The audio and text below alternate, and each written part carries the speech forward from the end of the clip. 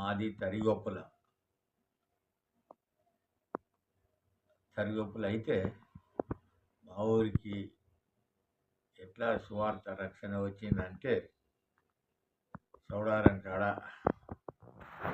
పంతులు అయినే ఉంది దామెర బుచ్చేయ మంత్రకాడాట పెద్దోడాట చూసి వస్తానని పిల్పంతులు తడిగొప్పులకు 4 గంటలకు వచ్చిందట. అప్పుడు వచ్చేవరకే మా తాత లేడక్కడ. కాబట్టి మా అమ్మ ఏం చేసిందట, అయ్యో గురువు వచ్చిందని గడాంచేసి గొంగడేసి కూర్చున్నామన్నదట. అప్పుడు అక్కడ గడాంచల కూర్చున్నాడట మా తాత. రాత్రి 9 గంటలకు వచ్చిందట. అయ్యో ఇలా ఉపవాసం ఉంటాడని ఏం చేసిందట, సర్వతకాలుగా అడిగి ఆయనగా శాదబాయి మీద పొయ్యిరాళ్ళు పెట్టి మా ఇంట్లో తినడు గురువు అని అప్పుడు ఆ శాదబాయి మీదనే అన్నం చేసుకోవాలి అని పొయ్యి పెట్టి మంట పెట్టి ఆయన అయితే వండుకొని తిని మళ్ళీ అదే గడాంచాల మా తాత వచ్చేదానిక మనడట ఆ గురు పిల్పంతుడు. అయితే మా అమ్మాయి చేసిందట, చేసినాక 9 గంటలకు వచ్చిందట మా తాత ఊళ్ళోకి వెళ్ళి. అప్పుడు 9 గంటలు అయినాక తిన్నాక నీ కొరకు ఎవరో గురువు వచ్చిండయ్యా అని మా అమ్మ మా తాతకు చెప్పిందట. అయ్యా గురువు ఎందుకు వచ్చిండు, మనకేం పని గురువుతో అని. అప్పుడు గడాంచర పోయి లేపిండట. నమస్తే చెప్పాగానే, అయ్యా మీది ఏ ఊరు అంటే మాది చౌడారం, నేను క్రైస్తవ పంతులను, మరి ఎందుకు వచ్చినావు అంటే, అయ్యా నీతో మాట్లాడిపోదాం, ఏమి లేదు కానీ మాట్లాడిపోదామని వచ్చినా అని చెప్పినాడు. చెప్పి నేను మరి పండుతో కూర్చుంటూ దేవుని యొక్క సంగతులు నేను ఇలాంటి గురువు ఇలాగ చెప్తా, నేను చూసి నీతో మాట్లాడిపోదామని వచ్చినయ్యా అనగానే, కొన్ని నువ్వు ఏం చెప్తావు అంటే, ఇలాంటి దేవుని సంగతులు నేను చెప్తా, నీతో మాట్లాడాలని ఆశ కలిగి వచ్చినయ్యా అని కొంత సంభాషించి ఆయనగా పండుకొని మళ్ళీ పొద్దుగా లేచిపోయేటప్పుడు మళ్ళొక్కసారి అయ్యి నీ దగ్గరికి వస్తాయి అని పోయిండట. మళ్ళా 10 రోజులకు మళ్ళీ వచ్చిండట. వచ్చినాక మళ్ళా అన్నం చేసి మళ్ళీ అది మొదలు వచ్చినట్టుగానే సర్వతైపాల ఇచ్చి బియ్యం తిని మళ్ళీ ఇక తిన్నాక మళ్ళీ సంభాషించినట. రాత్రి పండుకునేటప్పుడు రాత్రుల్లా పండుకొని మళ్ళీ తెల్లారంగానే, అయ్యా నేను మళ్ళొక్కసారి నీ దగ్గరికి వస్తా అయ్యి అనగానే, నా దగ్గరికి ఎందుకు ఈయన వస్తాడని బాగా ఆలోచన చేసుకుంటాట మా తాత. అప్పుడు 3వ తాప వచ్చినప్పుడు మా తాత మంచిగానే వింటాడు. మళ్ళా వినగానే, అయ్యా మరి నీకు ఎంతమంది కొడుకులు అంటే, నాకు 3 కొడుకులు 2 బిడ్డలు అయ్యా అనగానే, మరి ఇక్కడ ఉంటావా మా తాత అనుకున్నాడట. మరి బోధ అయితే మంచిగానే ఉన్నది, నాకు 9 కొడుకులు, వాళ్ళకన్నా ఈ బోధ చెప్పియాలి, నేను నమ్మకున్న మంచిదే కన్నా పిల్లలకి ఈ బోధ చెప్పియాలని అప్పుడు ఆయనను బాగా అడిగి, అప్పుడు ఇక్కడ ఉండమంటే ఉంటావా అంటే, ఆయనే పిల్పంతులు ఉంటా అయ్యా అన్నాడట. నీకు ఎంతమంది పిల్లలు అంటే, నాకు 3 కొడుకులు 2 బిడ్డలు అనగానే, అప్పుడు మా అయ్యను పిలిచి దున్నపోతుల బండి కట్టించి చౌడారం తోలితే అప్పుడు తీసుకొని ఆ పంతులను పిల్లలను తీసుకొని వచ్చిండట మా అయ్య. వచ్చేవరకే మా తాత ఏం చేసిండట, అప్పుడు ఆయన బొడతలు కొట్టి నిత్యాలు కొట్టి వచ్చేవారికే గుడిసె వేసి చుట్టూ దడి కట్టి, అయ్యా ఈ గుడిసెలా ఉండులని ఆయనకి తెల్లారంగానే 2 రోజులు అయినాక మరి ఎట్లా ఏం తినుకుంటే బోధ చేస్తావు అంటే, అప్పుడు లాస్ట్కు కడకు ఒక 50 ఎకరం భూమి చూపించి, అయ్యాగో ఇది కాస్తు వేసుకుంటూ దున్నుకుంటూ అందులో వచ్చిన ఆదాయం తినుకుంటా నీ బోధ నా పిల్లలకు చెప్పాలయ్యా అని అప్పుడు మా తాత ఆయనకు అప్పగించి ఈ యొక్క రక్షణ సువార్త పిల్పంతుతో అక్కడ ఆరంభమైంది. అప్పుడు ఆ కాలం కాకపోతే తూర్పు మోకాన గొడ్లు కొట్టుకపోదురట ఆకలి మీసి బత్తయ్యని. అప్పుడు ఇది ఒక సంవత్సరం అంతా వచ్చినాక 4 బర్రెలు అగాధం అయిపోతే, అయ్యో పాలిచ్చే బర్రెలు అని మా తాత అక్కడ 4 ఏళ్ళైనాక 4 ఏళ్ళ లోపల అంతా మా చిన్న ఆయనలు మా పెద్దలు వాళ్ళంతా మా అవ్వలు పెద్దలంతా కూడా యేసయ్యని నమ్మి మంచిగా వాక్యాలు నేర్పించి బోధ నేర్పించి పాటలు వాళ్ళకి చదువు రాదు పాటలు నేర్పించినాడు. ఆంధ్ర క్రైస్తవ పుస్తకాలు పాటలన్నీ మంచిగా కంటత నేర్పించి అందరినీ మార్పించాడు.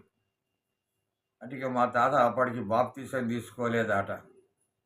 అయ్యో బర్రెలు తూర్పు మొక్కని ఇసిపెట్టి వచ్చిండా, నేను లెక్కడు కొత్తనని మా తాత ఒక్కడే ఆ బర్రెలు కొట్టుకొస్తామని తూర్పు మొక్కన పోయిండట. మంత్రకాడు కాబట్టి అక్కడ ఏదో ఊళ్ళే గత్తర అయితే గత్తర బాగా చేస్తారంటే ఆ ఊరోళ్ళంతా చేసిపోయి అంటే అక్కడ ఒక పంబాలు అమ్మిండి ఇక్కడ ఏం చేయొద్దయ్యా వాళ్ళు నా నోటిలో మందు కొట్టకని వాళ్ళు అంటే అప్పుడు వాళ్ళ ఊరంతా రానియకుండా ఉంటే ఆ ఊరుకు అనతి కట్టి వచ్చినప్పుడు ఆయనతోగా మా తాత తోవల్లే అడ్డం పడ్డాడట. అడ్డం పడితే ఆయనకిగా మతలబు చేసిండట ఇంటికి. మతలబు చేస్తే అప్పుడు ఆ వైద్య పుస్తకం ఒక లింగంపల్లి కాడ ఒక దొరాయిని ఇంట్లో పెట్టిపోయిండట వైద్య పుస్తకం. అప్పుడు లింగంపల్లి వరకు వచ్చే వరకే ఆ ప్రాణం పోయిందట. అప్పుడు ఇంటికి మతలబు చేస్తే మళ్ళా బండి కట్టుకపోయి ఇక మా తాతను పీనుగా వేసుకొని వచ్చిందట.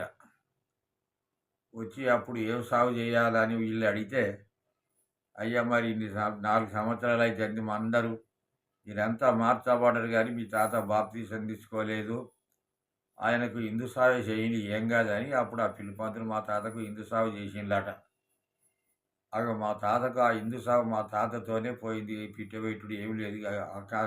అప్పుడే మా చిన్నాయనలు మా కుటుంబం అంతా అప్పుడే మార్చబడి మా తాతకే పెట్టిలుగా హిందూ ఆచారం అనేది మా తాతతోనే పెట్టిలుగా. దాని నుంచి ఇక్కడ చాలామంది ప్రభు నమ్ముకొని అక్షరాలు నేర్చుకొని చాలామంది విద్యావంతులై అప్పుడు బైబిల్ ట్రైనింగ్ పోయి అక్కడ కొందరు దైవ సేవకులైళ్ళు అక్కడ ఇంకా విద్య నేర్చుకొని ఇంకా చాలామంది ఆ పాస్టర్లమ్మ చాలా మంచిదై పిల్లలకు అక్షరాలు నేర్పించి సండే స్కూల్ నేర్పించి చాలామందిని చేస్తే అక్కడ చాలామంది కూడా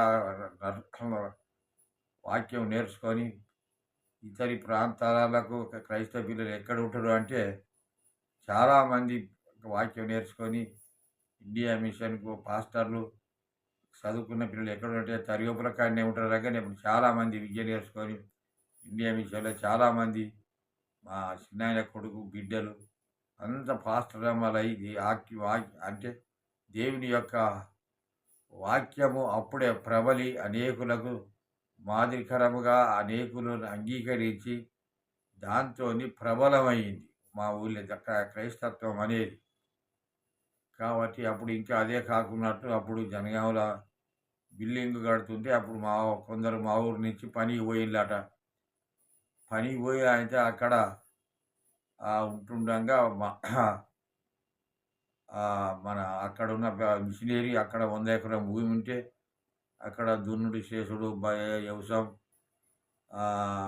చేస్తుంటే అక్కడి నుంచి నల్గొండ నుంచి ఆ మిషనరీ 5గురిని బైబిల్ బడి స్త్రీలు చేస్తే మా ఊరోళ్ళకే వాళ్ళకు పని పోతే అక్కడ నేర్చుకొని చెప్పినాక ఈ 5గురిని ఆ ఒక మిషనరీ మా ఊరికే బైబిల్ స్త్రీలను ఇక్కడ వచ్చి మా గ్రామంలో వాళ్ళకి పెళ్లి చేసి ఇక్కడనే ఉంచిండు. దానివల్ల వాళ్ళ కుటుంబాలంతా కూడా క్రైస్తవత్వంలో పంతులమ్మలై క్రైస్తవత్వం అనేది మా ఊళ్ళే ఆత్మీయత అనేది పెరిగిపోయి ఇప్పుడు అనేకులకు చుట్టుమెట్టు ప్రాంతాలలో కూడా అది ఆత్మీయత అనేది పెరిగిపోయి చుట్టుమెట్టు గ్రామాలకు కూడా అందింది. కాబట్టి అట్లా మా ఊరికి యేసయ్య తీసుకొచ్చిన రక్షణ భాగ్యం ప్రబలి విద్యావంతులైన్లు, డాక్టర్లైన్లు, పాస్టర్లైన్లు ఎంతోమంది పాస్టర్లై మా గ్రామం నుంచి అనేకులకు సువార్త మా గ్రామంలో చాలామంది దైవ సేవకులైన్లు చుట్టుమెట్టు అక్కడ కూడా ఆ గ్రామం నుంచి అనేక ప్రాంతాలకు గ్రామాలకు సువార్త బైబిల్ ట్రైనింగ్ నేర్చుకుని ఎంతో దేవుడు దీవించి అనేకులకు దీవెనకరముగా మా తాత చేసిన ఉపకారం ఆయన బాప్తీసం తీసుకోకున్నా మరి అంత భూమి ఇచ్చి అనేకులకు ఆ సువార్త అనేది అందింపజేసి తరిగొప్పుల మా తాత ద్వారా మాకు ఆస్తిపాస్తులు లేకున్నా దేవుని వాక్యము ప్రబలి అనేకులను దైవ సేవకులుగా మార్చబడి అనేకులకు దీవెనకరంగా ఆశీర్వాదకరంగా మా తరిగొప్పుల గ్రామం అనేది మా తాత దామెర ఉచ్చయ్య అనేది ఇట్లా క్రైస్తత్వం అనేది ప్రబలింపజేశాడు మా తాత.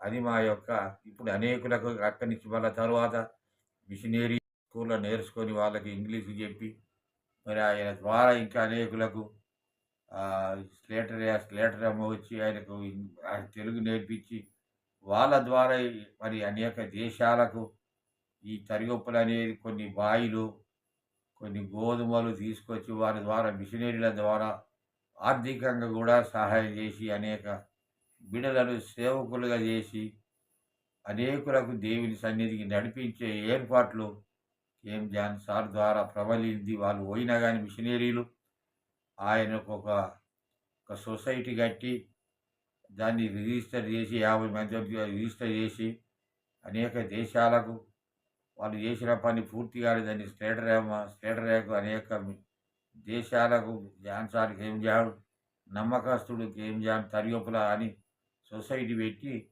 వాళ్ళ స్నేహితులకు రాత్రి అక్కడ చాలా ప్రబలి బాల సంతోలకు ఇల్లు కట్టించుడు భిక్షం పడుకోవద్దని దాని ద్వారా క్రైస్తత్వం అనేది తరిగొప్పుల ప్రబలి విస్తరిల్లింది దేవుని మాటలు. ఇప్పుడు ఇంకా అనేకులు దైవ సేవకులు మా గ్రామం నుంచి 30-40 మంది సేవకులు వెళ్ళి ఇప్పటికి కూడా బయట దైవ పని అంటే దేవుని కార్యములు చేస్తున్నారు. దేవుడు అట్లా తరిగొప్పుల గ్రామాన్ని దీవించిండు ఆ ఏరియాలో. కాబట్టి దాని ద్వారా మా తాత సంపాదించిన ఆస్తిపాస్తులు దక్కలేదు కానీ తీసుకొచ్చిన దేవుని యొక్క సువార్త అనేక గ్రామాలకు ప్రాంతాలకు మరి మిషనరీలు తెప్పించి చాలా ఆర్థికంగా ఆత్మీయత 3-4 సంవత్సరాలు స్లేటరమ్మతోని దీవించి ఆశీర్వదింపబడ్డ గ్రామం ఇంకా ప్రబలుతుంది. కాబట్టి మీరు కూడా మా గ్రామానికి ఇంకా అక్కడి నుంచి దైవసేవకులు లేవాలని ప్రార్థించండి.